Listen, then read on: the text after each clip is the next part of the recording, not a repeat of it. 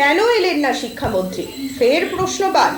শিক্ষামন্ত্রীর সঙ্গে সাক্ষাতের কথা ছিল শিক্ষক শিক্ষিকাদের, সেই মতোই রাস্তায় দীর্ঘক্ষণ অপেক্ষা করছিলেন তারা, কিন্তু শেষমেশ এক পক্ষ উপস্থিত থাকলেও এলেন না শিক্ষামন্ত্রী। শিক্ষামন্ত্রী ব্রাত্য বসু তার দেখা পেলেন না শিক্ষক শিক্ষিকারা, ফলত দিশাহীন হয়েই মুহূর্ত কাটলো তাদের। এর পাশাপাশি আমরা জানি গতকাল শিক্ষক চিন্ময় মণ্ডল তাকে পুলিশি তলবের মুখে পড়তে হয়। পুলিশ তাকে জিজ্ঞাসাবাদ করেন এবং সোমবার তিনি পুলিশি জিজ্ঞাসাবাদের পরে বাইরে বেরিয়ে এসে ঠিক কি বললেন তাও শোনাবো আপনাদের। দীর্ঘদিন ধরে নিজেদের ন্যায্য দাবিতে বা যোগ্য অযোগ্য তালিকা প্রকাশের দাবিতে বিকাশ ভবনের সামনে ধর্ণা দিচ্ছেন শিক্ষকরা। আজ শিক্ষা সচিবের সঙ্গে 6 দিন শিক্ষকের একজন বৈঠক করেন তারা। ইতিমধ্যে আমার সঙ্গে আছেন শিক্ষক রাকেশ আলম। তারা বলছে আজকে আপনাদের সঙ্গে 1.5 ঘন্টা বৈঠক হয় শিক্ষা সচিবের। কি কি বৈঠকে আলোচনা করা হয়? আমাদের বৈঠকটা ছিল শিক্ষামন্ত্রীর সঙ্গে। আমরা একটু আশাহত হয়েছি যে আজকে আমাদের 20-21তম দিনের যে অবস্থান বিক্ষোভ চলছে তা সত্ত্বেও তিনি দেখা করলেন না। দেখা করলেন প্রিন্সিপাল সেক্রেটারি এবং সেক্রেটারি। আমাদের দাবি খুব সুস্পষ্ট এবং দাবি এক, সেটা হচ্ছে আমাদের যে এলিগেশন ছাড়াই চাকরিটা চলে গেছে, সেই চাকরি পুনরায় আমরা পাবো কি করে, যেহেতু আইনি জটিলতায় আটকে আছে। সরকার তথা কমিশন কি পদক্ষেপ নেবে সেটা নিয়ে আজকে আমাদের আলোচনা ছিল। আমাদের মধ্যে আশঙ্কা আছে, আমাদের মধ্যে অনেক প্রশ্নের ধোঁয়াশা আছে। এরকম 15-20টা প্রশ্ন নিয়ে আজকে আমরা গিয়েছিলাম, কিন্তু অত্যন্ত দুর্ভাগ্যজনক আমরা অনেক প্রশ্নের উত্তর পাইনি, অর্থাৎ মাননীয় প্রিন্সিপাল সেক্রেটারি উত্তর দিতে পারেননি। তাই আমরা দাবি জানিয়েছি অতি দ্রুত যেন শিক্ষামন্ত্রী আমাদের সঙ্গে আবার বসেন এবং আমাদের এই প্রশ্নের যথাযথ উত্তর দিয়ে আমাদের আশ্বস্ত করতে পারেন। আপনাদের যে দাবিগুলো নিয়ে গেছিলেন সেখান থেকে হলো কিছুটা কি আপনাদের কি আশ্বাস দিতে পেরেছেন শিক্ষা সচিব? আশ্বাস একটাই, সেটা হচ্ছে আমরা যারা যোগ্য শিক্ষক তাদের জন্য আইনি লড়াই এই সরকার শেষ পর্যন্ত লড়বেন, এটা মৌখিক আশ্বাস। কিন্তু আমাদের আপাতত ভরসা করা ছাড়া তো কোনো কাজ নেই। তো আমরা মৌখিক আশ্বাসে কিছুটা ভরসা করছি, কিন্তু সময় আমাদের উত্তর দেবে।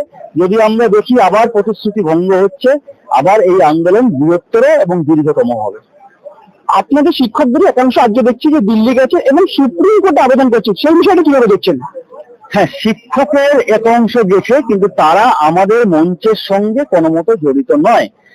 আমরা যোগ্য শিক্ষক শিক্ষিকা অধিকার মঞ্চ, আমাদের কোনো প্রতিনিধি দিল্লি যায়নি। তবে আপনাদের জানিয়ে রাখি, যারা যারা যোগ্য শিক্ষকদের হয়ে লড়াই করছেন, ব্যক্তিগত লড়াই করার অধিকার সকলের আছে, তাদের সকলের প্রতি আমাদের পূর্ণ সমর্থন রয়েছে।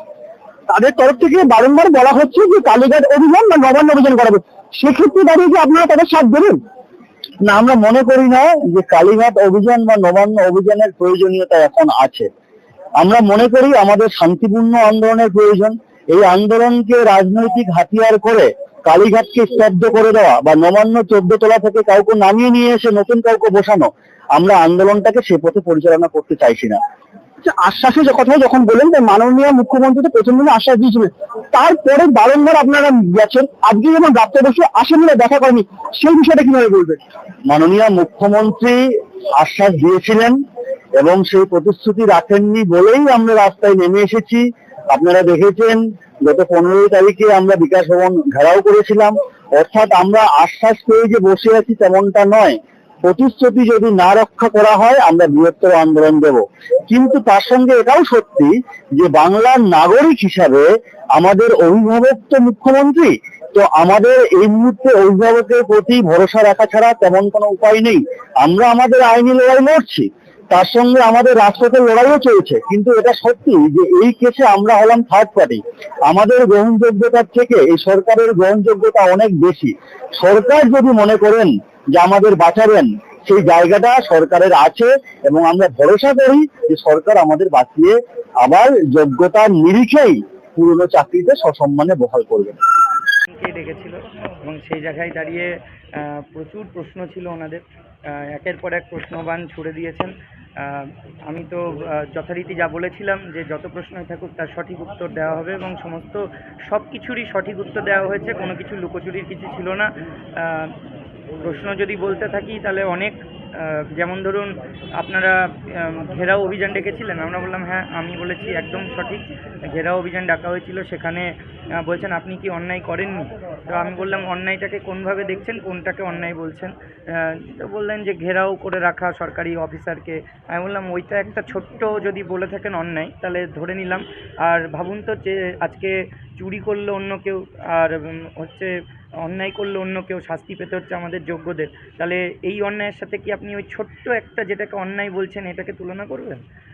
তারপরে আরও প্রশ্ন ছিল যে আপনারা আন্দোলন কেন করছেন, আইনি লড়াই তো চলছে। আমরা বললাম বিগত দিনেও 2019 থেকে প্রত্যেকটা জিনিস আন্দোলন করে করে আমাদের পেতে হয়েছে, কারণ প্রতিটা কাউন্সিলিং আন্দোলন করে পেতে হয়েছে, নোটিফিকেশন আন্দোলন করে পেতে হয়েছে, রেজাল্ট আন্দোলন করে পেতে হয়েছে। এখন দাঁড়িয়ে আমরা সেই জায়গাটাই নেই যেখানে আমাদের মনে হয় যে এমনিতেই কোনো কিছু হয়ে যাবে। তাই আন্দোলন ছাড়া যে কোনো কিছু হয় না এটা আমরা অভিজ্ঞতা থেকে বুঝতে পেরেছি, এবং বিগত দিনেও যেমন আন্দোলন করে এসেছি, এখনও আন্দোলন করেই আমাদের অবশ্যই আইনি পথ আছে, কিন্তু আন্দোলন ছাড়া যে হবে না সেটা বলেছি। অবশ্যই বলা হয়েছে যে যদি ডেকে পাঠানো হয় তাহলে আসতে হবে। আমরা বলেছি হ্যাঁ, পুরোটা ভিডিও রেকর্ডিং করা হয়েছে এবং সমস্তটাই রেকর্ডেড আছে। এখানে লোকচুরির কিছু নেই, তবে লাস্ট অবধি বলা হয়েছে যে আপনারা কি আন্দোলন এইভাবেই চালাবেন নাকি এখানেই শেষ? আমরা বললাম কতদিন কিভাবে চালাবেন? আমরা বললাম যতদিন চাকরিতে পুনর্বহাল না হতে পারবো, ন্যায্য অধিকার ফিরে না পাবো, আমাদের আন্দোলন যেমন চলছে সেরকমভাবেই চলবে। আর লাস্টে একটা কোশ্চেন উনি করেছিলেন যেটা প্রোটোকলের মধ্যে পড়ে, যে আপনাকে কি অ্যারেস্ট করা হবে কি হবে না, আপনি কি মনে করছেন? অ্যারেস্ট করলে কি মানে আপনার কি মনে হয়? আমি বললাম আপনি যদি মনে করেন তাহলে অ্যারেস্ট করতে পারেন, তবে আমার যদি শোনেন তাহলে চোর ডাকাত খুনি নই, যোগ্য হয়ে আজকে পথে এসেছি, তাই অ্যারেস্ট করার কোনো জায়গা আছে বলে আমার মনে হয়। আজকের মতো আগামী দিনেও কি আপনি মানে অ্যারেস্ট করা হবে কি হবে না সেই নিয়ে আপনাকে জিজ্ঞেস করছি। হ্যাঁ, ওনাদের কোয়েশ্চেন ছিল যে অ্যারেস্ট করলে মানে করা হবে কি হবে না, বা অ্যারেস্ট করলে কি মনে হয় যে করা উচিত কি উচিত নয়, এই প্রশ্নের উত্তর আমি এটাই দিয়েছি। দাঙ্গা নিয়ে যে ইয়েটা ছিল আপনার বিরুদ্ধে যে এটা একটা করা হয়েছে সদস্য, সেটা নিয়ে কোনো প্রশ্ন করেছেন? হ্যাঁ, অবশ্যই বলেছেন যে আপনি গেট ভাঙার যে ভিডিও আছে সেই সময় কোথায় ছিলেন। আমি বলেছি যে দেখুন আপনি ভিডিও খতিয়ে দেখতে পারেন, গেটে আমি উঠেছিলাম, উঠে আমি সবাইকে শান্ত করাচ্ছিলাম, তারপরে একবার বলেছি আমরা জিতবই আমরা জিতবই আমরা জিতবই, তারপরে আপনাকে আর গেটের ওখানে দেখতে পাবেন না। আর কোনো রকম হিংসার ঘটনায় আপনি ভিডিও ফুটেজ দেখতে পারেন, কোথাও দেখতে পাবেন না। জিজ্ঞাসাবাদ কি আপনাদের আন্দোলনটাকে থামানোর চেষ্টা? দেখুন একটা প্রোটোকল হতে পারে ওনাদের তরফ থেকে, তবে আন্দোলনকে প্রতিহত করার জন্য যদি হয়ে থাকে তাহলে ওটা বড় ভুল। আন্দোলন কখনো জিজ্ঞাসাবাদের মাধ্যমে থামানো যায় না, কারণ হিংসার সাথে ছিলাম না, এটা একদম পরিষ্কার। ওই জন্যেই মুখোমুখি হয়েছি, নির্ভীকভাবে উত্তর দিয়েছি। কোনো এটাও বলে এসেছি আপনি কোনো ভিডিও ফুটেজ দেখাতেও পারবেন না যেখানে আমি হিংসায় জড়িত ছিলাম।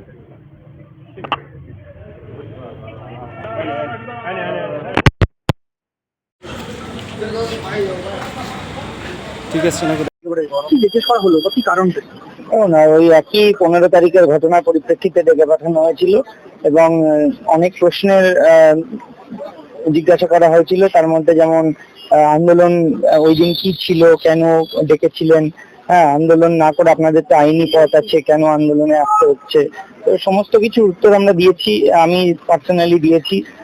কারণ এটা বলেছি যে আমাদের বিগত 2018 থেকে 19 থেকে যা যা করতে হয়েছে, পরীক্ষা নেওয়া, চাকরি পাওয়া, সমস্ত বিষয়ে প্রতিটা ক্ষেত্রেই আন্দোলন করে করতে হয়েছে। আমি ইনস্ট্যান্স দিয়েছি পুরো একদম ধরে ধরে।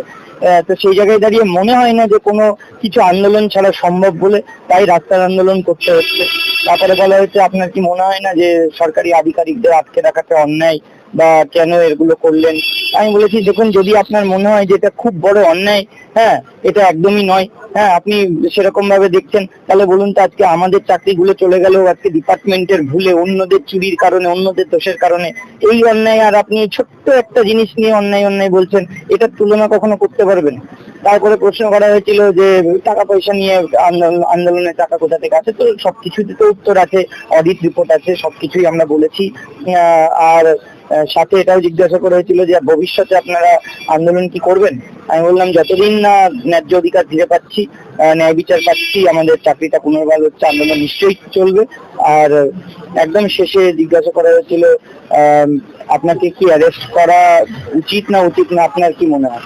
আমি বললাম দেখুন আপনি চাইলে অ্যারেস্ট করতেই পারেন, কিন্তু চোর ডাকাত খুনি নই। সেই জায়গায় দাঁড়িয়ে যোগ্য শিক্ষক হয় আমার মনে হয় না যে এমন কিছু ঘটনা ঘটেছে যেখানে অ্যারেস্টের প্রশ্ন আসতে পারে। আচ্ছা চিন্ময়দা, আজকে আপনাদের সঙ্গে শিক্ষার্থী হিসেবে বৈঠক করে আপনাদের যে দাবি দেওয়া ছিল কিছুটা হলেও কি মনে হচ্ছে কিছুটা হবে? দেখুন, এইভাবে হট করে বলা সম্ভব না যে যা হঠাৎ করে বলা